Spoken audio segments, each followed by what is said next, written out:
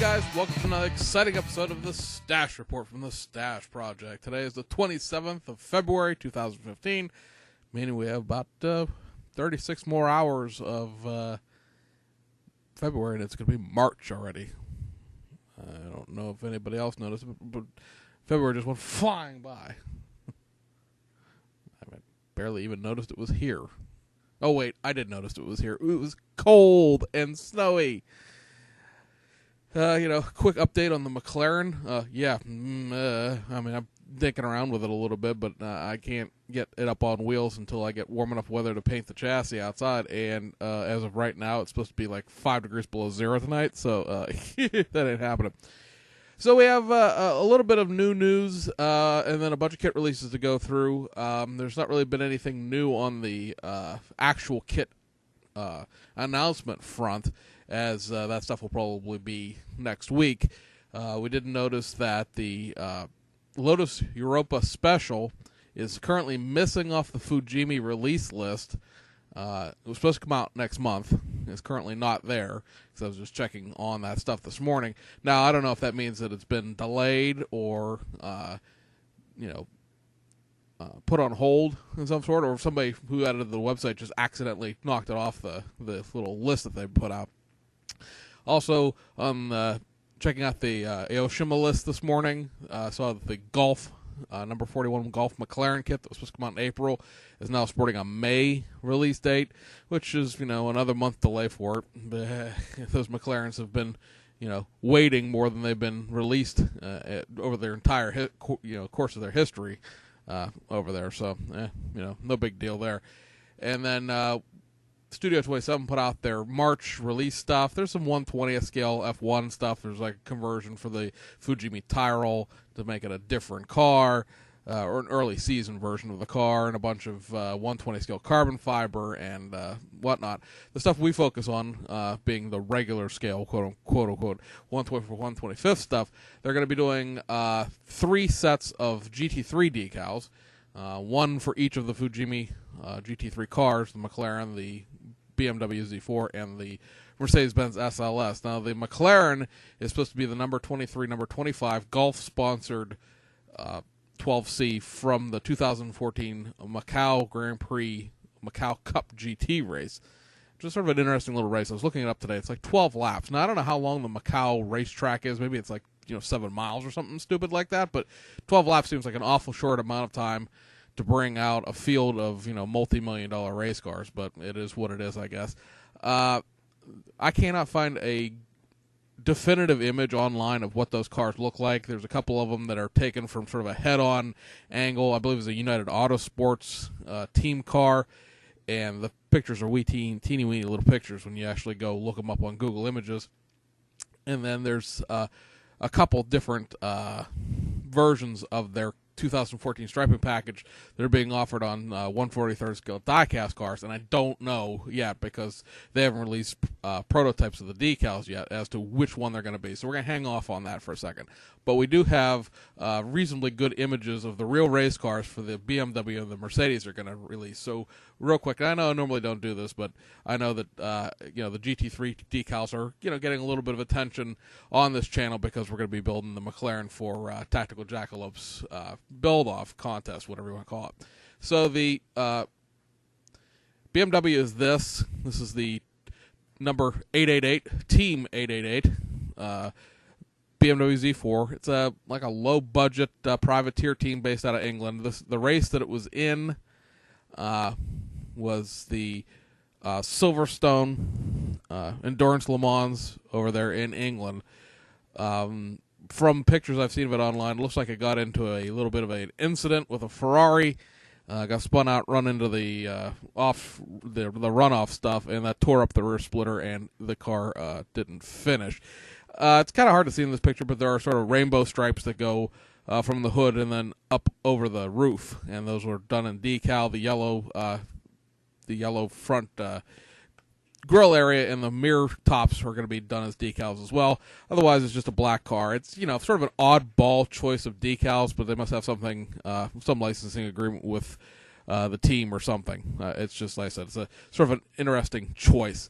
The Mercedes-Benz SLS GT3 is going to be this Martini-sponsored car, sort of an oddball thing of its own right, due to the fact that the Martini is usually something you see attached to Porsche rather than Mercedes.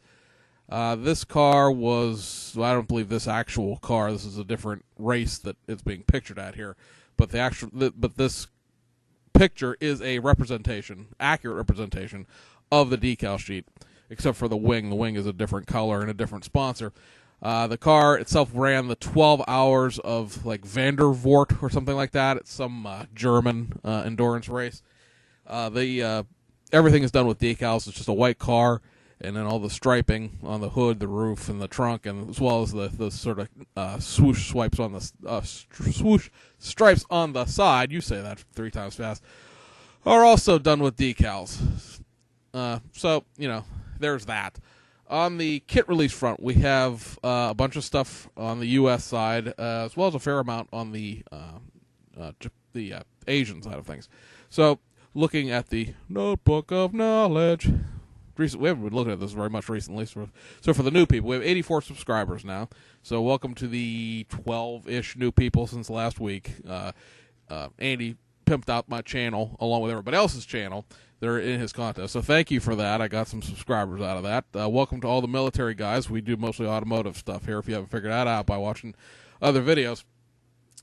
Round 2, the other kit that was supposed to come out in February was the Polar Lights box 1970 Dodge Charger funny car, done with the Super Chief decals. As we've stated before, this is just a straight reissue of the existing Polar Lights 1970 Dodge Charger funny car kit with a new set of decals. I was going to grab a picture of the box art, and then I forgot about it, and it's too late. I'm not stopping this video and starting it all over again. But the one thing about that kit is if you look at the box art or you look at any pictures of the actual real car, there is a blue roof that has pinstriping on it. The roof itself is not decal. You just get the pinstripes. You are going to have to mask it off, paint the car white, then the roof, whatever shade of blue that you want to call that. The side panels are entirely decals, however. So you do have to mask it off, but it's not a complex masking project. It's just the roof has to be a different color, and then you get the pinstripes to sort of cover everything up. On the Revell side of things, everything that Revell had scheduled for February came out sometime this week. Confirmed it today. I can't say that it came out today, but it came out this week. And those are the Ford Raptor SVT 4x4 Snap-Tight kit. This is branded in a Wheels of Fire box, like the regular Snap-Tight kits. Wheels of Fire. I don't know why that name. Somebody somewhere thought that was a good idea. It's a 49-piece Snap-Tight kit. It's molded in bright red, so, for some people, they're going to really, really hate that. I know a lot of people hate molded in color kits and really hate molded in color red kits. The easiest way to go about this, if you don't feel like fighting with, a masking color, like painting it silver first, or painting it primer, then silver, then the color you're going to paint it, would be obviously to paint it a darker color than red. The Ford police car, their little 11-piece, goofy, backdated ripoff of the Lindbergh car is out as well, as is the pre-painted 2014 Mustang GT. Reviews on the paint job are not very good as of right now. I've yet to see one in person. I'll let you guys know what I think about it next week. My club's model show here in Pittsburgh is going to be Sunday, so like in 56 hours or so. So I'll be sure to pick one up and look at it. As we covered it over the summer and the early fall, they had issues with the stripes on the pre-painted Camaro and Challenger, and it doesn't sound like they've gone backwards from getting it right, because remember the second set the stripes looked okay. So we'll see what we see. May have just been a one-of-one thing. When you're mass producing something like that, occasionally errors are made, or maybe it's just pre-painted is not really the way to go with these things. As well as the Tommy Ivo Showboat Dragster. That is out, guys. It is a white box with a picture of the actual built kit, so it's not going to be like a drawing. The box art mimics the Tommy Ivo Showboat Dragster box art from the 1960s, but it is not the same box art. So be sure you know what you're going to get yourself into. You don't buy, a rare sealed thing that's really not what you're looking for. It has a great big SSP logo, big round gold thing on the cover. This has, the selected program, or selected project program thing, SPP, not SSP. SSP is a Mustang. For the SPP logo, and then, like I said, it's got a picture of the actual model kit on the box, not a drawing of the actual car like the original box art did, and then there's a picture of the actual little figurine of Tommy Ivo that you get. And that covers the U.S. side. Everything from the U.S. manufacturers that was supposed to come out this month is out. So there's that. Now we've got a bunch of stuff, like I said, from Japan. Some of it is new kits, because nothing in February was going to be actually brand new. It was all going to be reboxed kits. And then we have some reissues. I think the reissues are probably the least of the problems, so we might go there first. Let me take a look. We'll go new kits first. So on the new side of things, again, these are just existing kits that have minor, tiny little adds to them or modifications to them. Not even modifications, just adds to them. You got 1, 2, 3, 4, 5 from Fujimi and 1 from Aoshima. We'll cover Aoshima first, since it's it's the smallest amount, one kit, right? And so the Daihatsu Koppen Active Top is out. As we mentioned in the February compilation video, this kit now has window masks where it did not have them in the past. It also has a full complement of parts. It has all of the parts that the Best Car GT series kits have had, so you can build it as the active top like it's displayed on the box art, or you can build it as an export model, meaning it has all the left-hand drive console, dashboard, windshield cowl, windshield wipers, and all the stuff to build the left-hand drive export market. Because remember, while we didn't get these here in the United States, they were exported to like Germany, a couple other European countries, as well as like South Korea, Indonesia, and other left-hand drive Asian countries. And then just to look at it real quick here, remember, 1999 is your source for your instructions sheets. That's Hobby Search.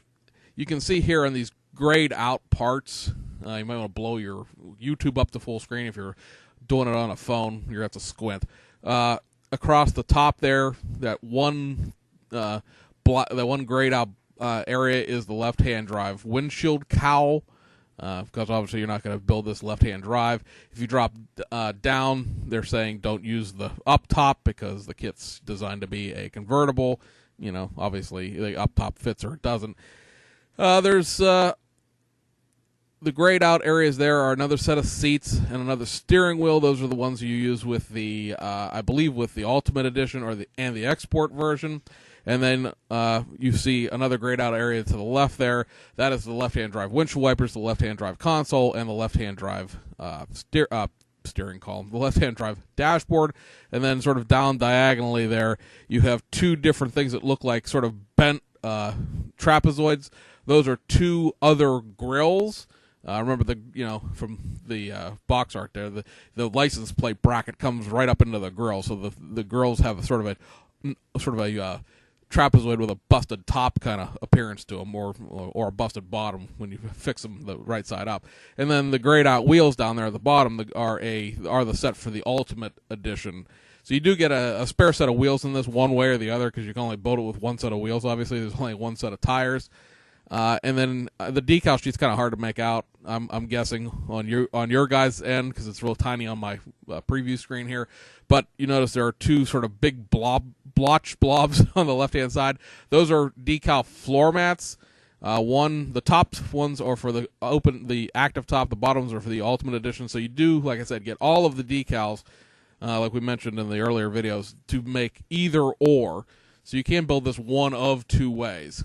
And like I said, the masking seals are a new thing. I don't know if that's spawned on by Fujimi kind of thing, or if that was something they had planned to do anyway. So you can't, like I said, if you build one of three ways technically, but I'm not sure how many of the decals are there for the export edition. I'd have to get my export edition down off the shelf and compare it to the decal sheet photos for this to see if there's anything that would be different about the export decals in the first place. But you can, like I said, it's a 3-in-1 in a technical sense. So, on over to Fujimi. The Mitsubishi Lancer Evo 6. This, guys, is a straight reissue of all your existing Evo 6 GSR kits. Now, I am a personal opinion that the Tamiya Evo 6 is the better of the two, mainly because the universal Evo chassis that was used underneath all of these kits was never really updated throughout the run, and I don't believe that from the Evo 3 to the Evo 9, they literally ran the same exact chassis. I mean, I understand why they did it for cost savings reasons, but, you know, it is what it is. The new thing about this kit is it has window masks right there below the front bumper. That little yellow blurb bubble means it has window masks. So if you're not buying these directly off of, say, Hobby Search or Hobby Link Japan, and you're trying to get these off of eBay, make sure you buy the right one, because this Evo 6 was available already. It was not a kit that was hard to find. It was in production as it was. So if you want to get the one with the window mask, make sure that you find the one with the little yellow bubble. And then the other one that's out this month is the Mitsubishi Lancer Evo 8. And I believe with these two kits covers all of the GSR factory stock Evolution kits. Now there are like I mentioned the other day, a metric shit ton of tuner versions of the Evo 7. There were a couple of tuner versions of I think the Evo 8 and the Evo 9 both got rally arts. I know the Evo 7 also got a rally art. The Evo 7 has an HKS Kansai version. Like Evo 7 just had a whole bunch. If you get the Evo 6 and the Evo 7, or not the Evo 6, but the Evo 5 and the Evo 7 both had a bunch of cars, because they were done as rally cars, they were done as like tuner race cars, they were done as with a bunch of different tuning house as street cars. If you go on just eBay or Hobby Search and look, you see there's just a veritable plethora of the 9s, the 8s, and the 6s didn't get quite so much attention like that. Like I said, I think the 8 and then the 8, maybe the 9. I'm pretty sure the 8 for sure had rally art versions done. At any rate, this Evo 8 is a straight reissue of the Evo 8 GSR. The only new thing here is the window masks. Also, I should mention that much like the Evo 3, Evo 5, Evo 9, and Evo whatever the heck the other one was, Evo 3, let's see, 6, 8. I need to go backwards through my paging here.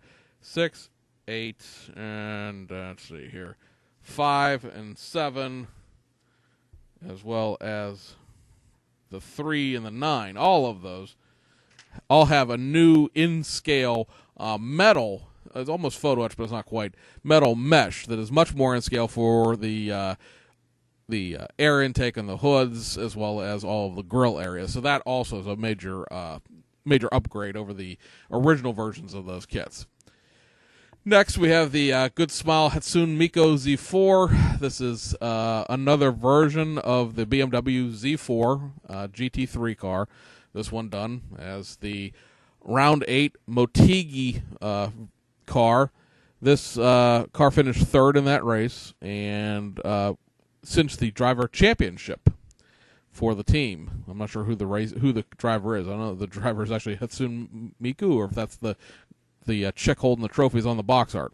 But this is a straight reissue of the existing BMW Z4. I'm pretty sure this will have the window masks. It seems like all of the new versions of this kit have window masks in it now, as well as having a fresh decal sheet for the anime graphics that are on this car. And then two kits that were released this morning. You have the Villainy of Mystery combination, or as Hobby Link Japan likes to call it, the Villainy of, or the Mystery of Atrocious combination. This is the Ferrari F512 BB, Boxer Berlinetta. This, guys, is a straight-up reissue of the existing 512 BB full detail kit. This kit has like 148 parts. It's not exactly a full engine. builds into a full engine, but it's not like necessarily as many parts as you would expect to have an engine. It's a little simplified, but not in any way you would ever notice building it. Once you're done building it, it sort of has a top of an engine, a bottom of an engine, two sides of an engine, as rather than actually having like an engine block. But that is also the nature of a boxer engine in the first place. So, it's not exactly what you traditionally expect an engine to be, but it is a full detail engine. The only thing about this kit that's different than the 512BB that you would pick up in the red box, the little window in it, is that it has the Circuit Wolf decal sheet, which for this kit, because there's no racing anything to it, is literally just a set of license plates and then all of the regular Ferrari decals that were in the other kit. So, if you're looking for a 512BB and you don't really feel like paying hobby shop prices, because it seems like most hobby shops have this kit laying around in that red box art, this one's going to be about $20 or so. If you go ahead and grab one from one of the Japanese retailers. And like I said, it's certainly not a curbside by any stretch of the imagination at 148 parts. The other one that came in is the Mitsushima Kunitomu Nissan Z432R. Now, the Z432 is the racing version of the 240Z. The Z432R is the homogenized rally version of the 240Z that has the GTR engine out of the 1973 C110 GTR. This is, as we speculated, but we now know for sure, is a reissue of the existing Z432R kit. That was something that was in stock at least at Hobby Search. I think it might have been a back order or out of stock item in HobbyLink Japan.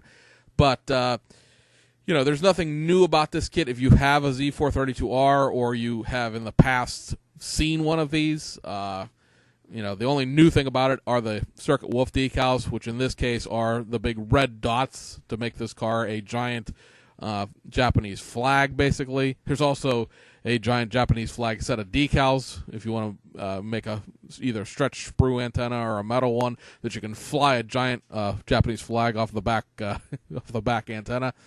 And then it has the Circuit Wolf checkerboard Q-scan style license plates. It also has these number 317 number plates that are in this picture.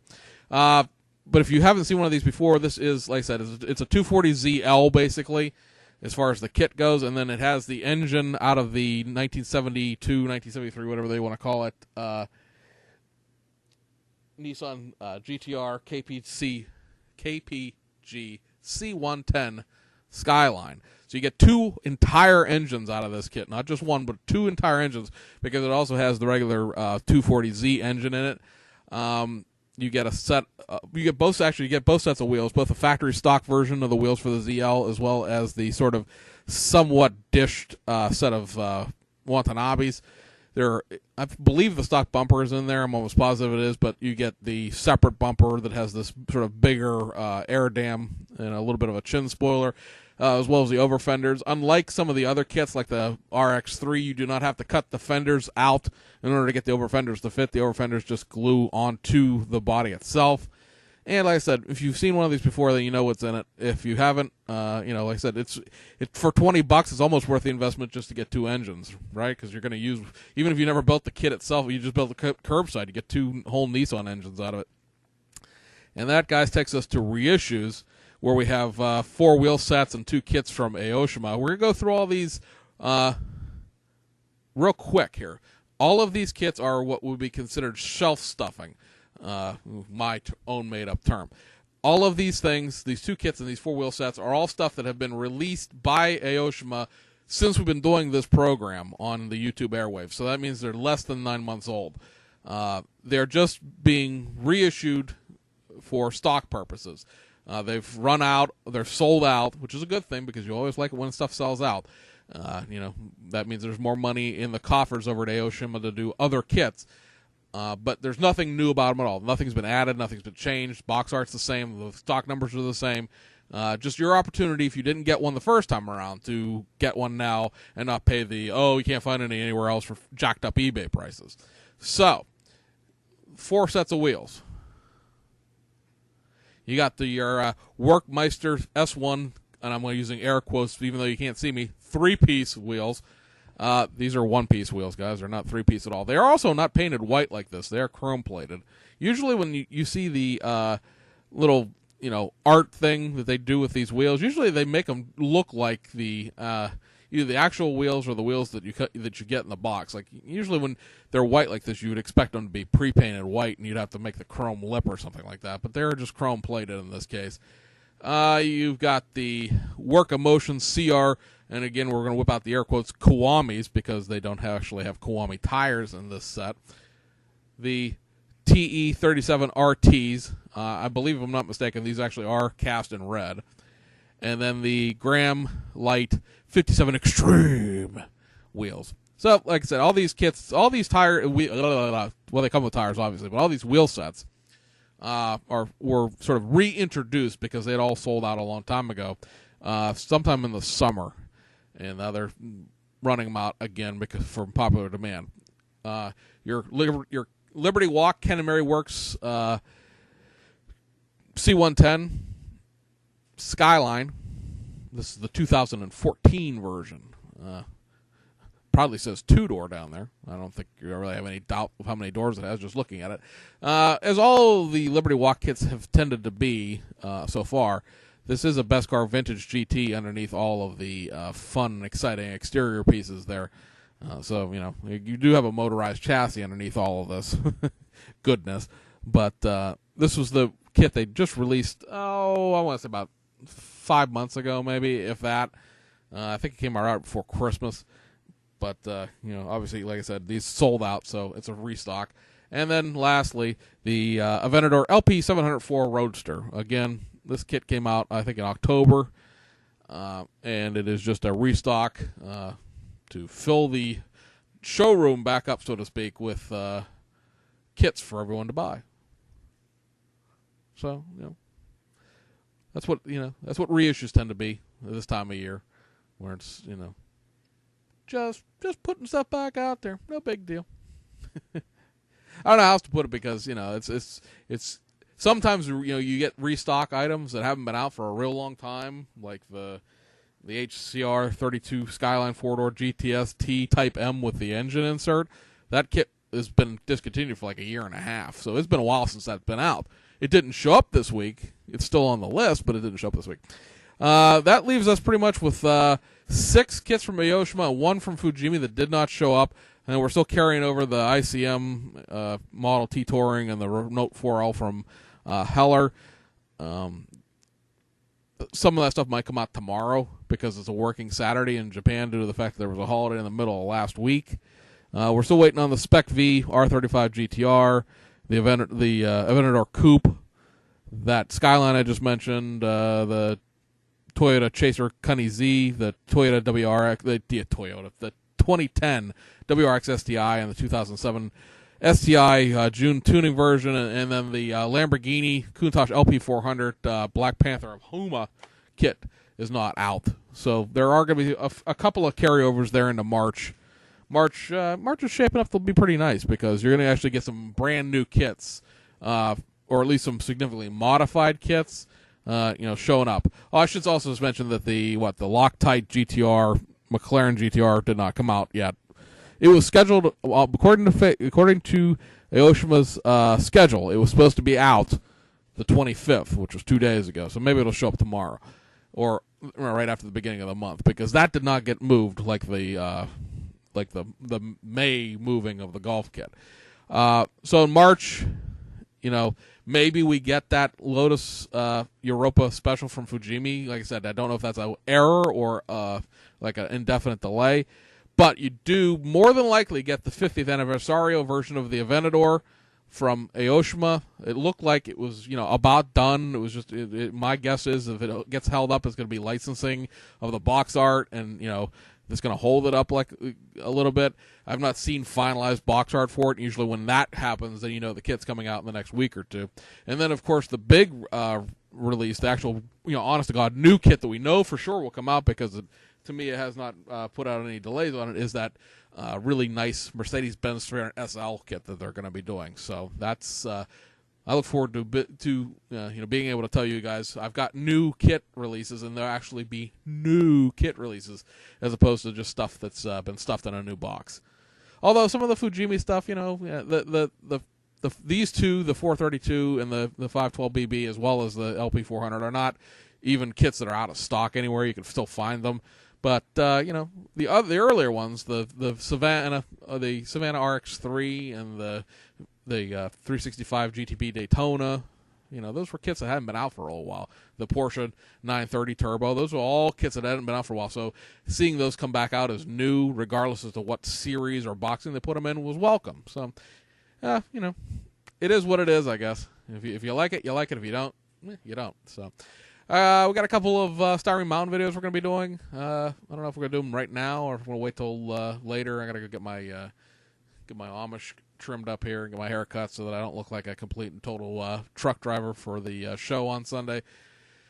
But we're going to do one video that's going to be a review of the Lamborghini Reventon by Fujimi. Got a request to see a request to review the Russo version, which is the one that's molded in red. But I have the original Reventon kit. There's been it's three technically. I think there's one with that had a DX kit that had photo etch in it. But I'm going to review the one I have, which is the regular Reventon, and then we're going to do a inside the shipping crate. I got some stuff in here at the end of the month from Hobbylink Japan and some eBay stuff that I'm going to share with you guys.